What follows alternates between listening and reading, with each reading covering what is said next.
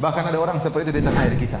Yang sekitar tahun 2000-an dia berkata saya pergi ke Madinah. Kemudian tiba-tiba kuburan Nabi bergoyang. Kemudian tiba-tiba Nabi keluar, lantas Nabi pun datang kepada saya, Nabi pun mencium kedua lututku. Astagfirullah. Ini ngawur.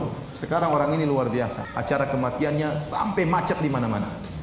Orang ini, videonya masih ada di YouTube. Orang begitu bodohnya meyakini hal seperti ini. Kasihan. Siapa yang peringatkan kaum muslimin yang ribuan, ratusan ribu seperti itu? Saya bicara juga, saya ini siapa? Harusnya orang-orang besar, ya kita hidup untuk mengingatkan umat dari kesyirikan, dari pengkultusan yang tidak benar. Anda harus menyampaikan. Anda terus kalau tidak, siapa yang menyampaikan? Harus ada yang menyampaikan. Ya, menyedihkan. Ini orang Indonesia seperti ini. Antum bayangkan kalau Nabi keluar, apa penjaga kuburan, Nabi mau kemana Nabi? Kira-kira gimana? Sebentar, saya mau ke situ. Bismillahirrahmanirrahim.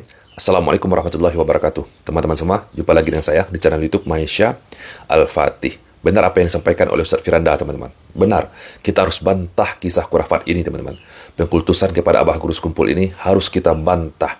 Harus kita nasihati orang-orang yang meyakini tentang kisah khurafatnya Abah Guru Sekumpul ini, teman-teman. Yang meyakini bahwa kubur Nabi kita, Nabi Muhammad SAW terbelah, keluar Nabi kita dan mencium lutut Abah Guru Sekumpul ini, teman-teman.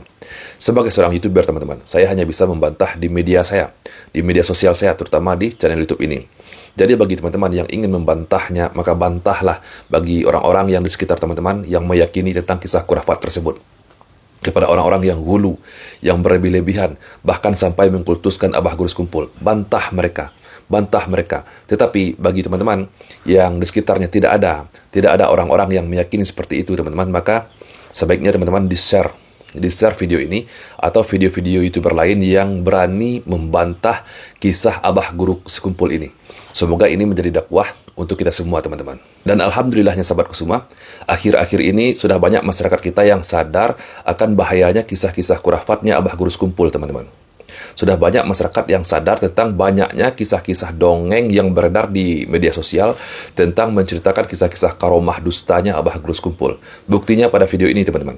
Pada video ini, teman-teman, saya kemarin di dalam video tersebut menyatakan barang siapa yang suka dengan video ini, video yang membantah kisah-kisah khurafatnya Abah Guru Sekumpul ini, silahkan di-like videonya dalam waktu 24 jam setelah video ini diunggah, teman-teman. Dan barang siapa yang tidak suka dengan dakwah kita, yang membantah kisah khurafat Abah Guru Sekumpul, yang membantah pengkultuskan kepada Abah Guru Sekumpul, silahkan tulis di kolom komentar. Kenapa tidak saya suruh dislike? Karena memang YouTube, teman-teman, tidak menyediakan fitur dislike. Tidak kelihatan. Maka kita saksikan yang mana yang lebih banyak dalam waktu 24 jam. Yang banyak like kah? Yang suka kah dengan dakwah kita? Dengan kita selama ini yang membantah kisah khurafatnya Abah Guru Sekumpul? Atau yang menentang apa yang kita sampaikan? Ternyata, teman-teman, Alhamdulillah, teman-teman, dalam waktu 24 jam, lebih banyak yang suka dengan video-video kita daripada yang menentangnya, teman-teman. Ini adalah usaha kita dalam menyampaikan dakwah ini kepada masyarakat, teman-teman.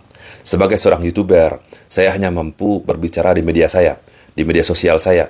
Ya, seperti yang kita ketahui, teman-teman, zaman sekarang ini, media adalah salah satu kekuatan untuk menyampaikan kebenaran, teman-teman. Semakin banyak kita membuat video, semakin banyak orang yang menyaksikannya, maka insya Allah dakwah ini akan tersebar kemana-mana, teman-teman. Jadi media ini sangat efektif jika kita bisa gunakan dengan cara yang baik, teman-teman. Namun sebelum itu, teman-teman, Ustadz Firanda, jauh sebelum kita membantahnya di media sosial, beliau juga sudah membantah kisah khurafatnya Abah Guru Sekumpul ini, teman-teman. Mari kita simak video Ustadz Firanda. Ini saya katakan aneh, di tahun sekarang, tahun 2000-an, Nabi keluar dari kuburan ketemu dengan orang. Sementara waktu Nabi meninggal, putrinya Fatimah menangis, sedih sampai sakit sampai meninggal. Nabi tidak pernah ketemu dengan apa? Putrinya. Nabi tidak pernah mengunjungi Fatimah. Nabi tidak pernah mengunjungi Abu Bakar. Nabi tidak pernah mengunjungi Ali bin Abi Thalib radhiyallahu anhu. Nabi tidak pernah mengunjungi sahabat yang paling dicintai Abu Bakar. Umar bin Khattab tidak pernah. Nabi tidak pernah ketemu dengan tabi'in. Nabi tidak pernah ketemu dengan cucunya Ali Hasan dan Husain. Nabi tidak pernah ketemu dengan cicitnya Ali bin Zainal Abidin. Tidak pernah. Terus datang tahun 2000 ketemu dengan ente. Apa kelebihannya ente? Ente apa kelebihannya? Sementara orang-orang yang Nabi cintai tidak pernah Nabi kunjungi. Tanda tanya bagi kita. Apalagi dalam yang saya dengar YouTube tersebut, kata dia Nabi keluar Ya, jadi katanya kuburannya goyang. Terus Nabi keluar, Nabi cium lutut saya. Gimana Nabi cium lutut ente? Ini benar, dia bilang Nabi cium lutut dia, gimana? Waktu kuburan goyang, apakah tidak heboh itu askar-askar di Masjid Nabawi? Kuburan ini Nabi mau kemana? Muhammad mau kemana? Saya mau cium itu lutut orang Indonesia. Ini mana? Apa enggak heboh seperti itu? Ya, kita berpikir yang boleh orang cerita-cerita, tapi kita punya otak berpikir apa benar seperti itu. Ini sekarang tahun 2000 sudah banyak shooting, sudah banyak CCTV. Masa kejadian tersebut tidak terekam? Itu tahun 2000-an loh cerita itu. Jadi kuburan apa? Goyang kemudian keluar. Kan susah keluar itu berarti harus dibongkar itu apa namanya? Kan tertutup itu. Jadi berarti kan kuburan terbongkar. Apa enggak heboh di Masjid Nabawi kalau saya seperti itu? Terus melewati askar, kemudian cium dia, kemudian masuk lagi, gimana ceritanya? Cara-cara yang kita lakukan ini, teman-teman, membantah kisah khurafatnya Abah Gurus Kumpul di media sosial. Sebelumnya, jauh sebelum kita membantah, teman-teman, mereka, para pengikutnya Abah Gurus Kumpul ini, para muhibbinnya, juga melakukan cara yang sama untuk menyebarkan kisah khurafatnya Abah Gurus Kumpul ini, teman-teman. Mereka membuat video-video, narasi-narasi yang tidak jelas, yang mengkultuskan Abah Gurus Kumpul dengan kisah-kisah khurafatnya, dengan dongeng-dongengnya, banyak beredar di media sosial, teman-teman. Maka untuk itu kita juga harus bantah di media sosial. Kalau tidak kita bantah di media sosial, teman-teman, kalau kita hanya diamkan, teman-teman, kita khawatirnya akan semakin banyak umat Islam yang awam akan terpengaruh dengan kisah-kisah Abah Gurus Kumpul ini. Meskipun sekarang dapat kita saksikan sudah cukup banyak para YouTuber, ustadz-ustadz yang membantah kisah Abah Gurus Kumpul ini, tetapi masih tetap banyak pengikutnya. Contohnya pada acara haul dia kemarin, haul dia yang ke-20, teman-teman, kalau tidak salah. Itu hadir jutaan orang pada acara haulnya. Dan pertanyaannya, sahabatku semua, apakah benar sebagai seorang manusia kita bisa berjumpa dengan Nabi kita, Nabi Muhammad SAW, yang mana Nabi kita sudah wafat, sudah sangat lama wafat Nabi kita, teman-teman, berjumpa dalam keadaan sadar? Itu tidak benar, teman-teman. Tidak benar. Kita hanya bisa berjumpa dengan Nabi kita, Nabi Muhammad SAW, dalam keadaan tidur, dalam mimpi kita. Nabi kita bisa mendatangi kita dalam mimpi, teman-teman. Bukan dalam saat kita terjaga.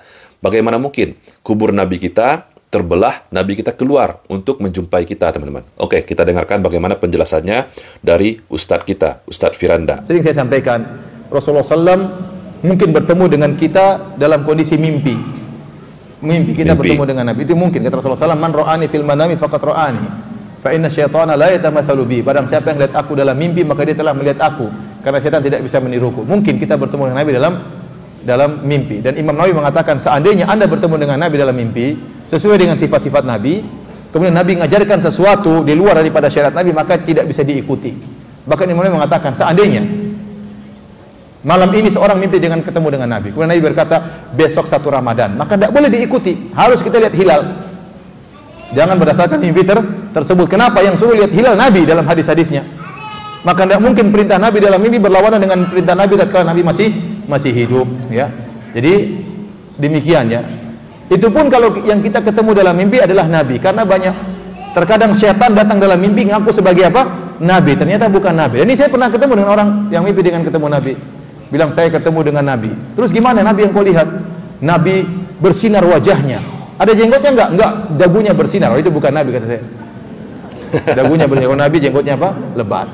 Berarti bukan Nabi yang kau lihat. Ya. Ada yang bertemu dengan Nabi. Bagaimana ciri-ciri Nabi? Nabi wajahnya bersahaja, kemudian rambutnya putih, jenggotnya putih. Itu bukan Nabi, karena Nabi ubannya cuma 20 helai.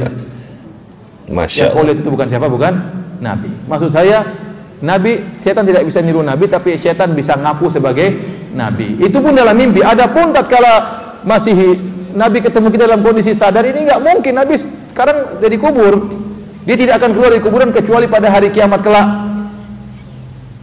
Makanya waktu Rasulullah SAW sebutkan, tatkala di padang mahsyar, Rasulullah SAW menanti umatnya di haud, di telaganya. Tahu-tahu ada orang yang mau ke telaga Nabi, diusir.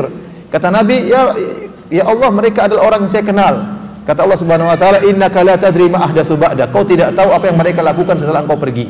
Nabi tidak tahu. Kalau Nabi bisa keluar ketemu orang jalan-jalan, ya pasti Nabi tahu kondisi. Oh, sekarang 2016 ada pengajian di Masjid Angkatan Laut. Nabi tahu.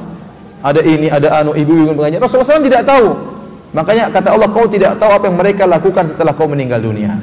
Kalau saya perhatikan sahabatku semua, Abah Guru Sekumpul ini pemahamannya, ajarannya sudah terpengaruh dengan golongan Bani Ba'alawi, teman-teman. Orang-orang yang mengaku sebagai habaib, orang-orang yang mengaku sebagai zuriyah Nabi, tetapi teman-teman selalu menyebarkan kisah-kisah khurafat. Berapa banyak kisah-kisah khurafat dari kalangan mereka, dari kalangan para habaib yang menceritakan setiap hari berjumpa dengan Nabi kita Nabi Muhammad SAW. Bahkan ada juga yang bercerita di dalam kamarnya seorang sufi perempuan, Nabi ada di dalam kamarnya setiap hari. Ini sebetulnya menghina Nabi, teman-teman. Menuduh Nabi kita berkhalwat, berduaan dengan perempuan yang bukan istri Nabi. Ini penghinaan, teman-teman. Dan ajaran-ajaran seperti inilah yang sudah mempengaruhi ajarannya Abah Guru Sekumpul, teman-teman. Ada juga Habib yang bercerita ketika dia menziarahi makam Nabi kita Nabi Muhammad SAW, kubur Nabi kita juga terbelah. Mirip persis dengan kisah Abah Guru Sekumpul ini. Lalu Habib itu bercerita, teman-teman, keluar tangan Nabi dari kuburnya. Subhanallah, keluar tangan Nabi dan bersalaman dengan Habibnya, teman-teman. Ini dikisahkan lagi oleh Abah Guru Sekumpul lebih parah lagi daripada kisah Habib ini, teman-teman. Nabi kita keluar dari kuburnya dan mencium lutut Abah Guru Sekumpul. Ini sebetulnya penghinaan kepada Nabi kita Nabi Muhammad SAW. Maka untuk itu, teman-teman, kita harus mendakwahkan di media sosial. Harus membantah kisah ini di media sosial. Agar semakin banyak umat yang tercerahkan. Karena mereka juga menyebarkan kisah khurafat ini di media sosial. Harus kita lawan di media sosial. Semoga video ini, teman-teman, bermanfaat untuk kita semua. Cukup sekian dulu video kita. Saya, Reski Mesa Putra. Barakallahu fikum. Assalamualaikum warahmatullahi wabarakatuh.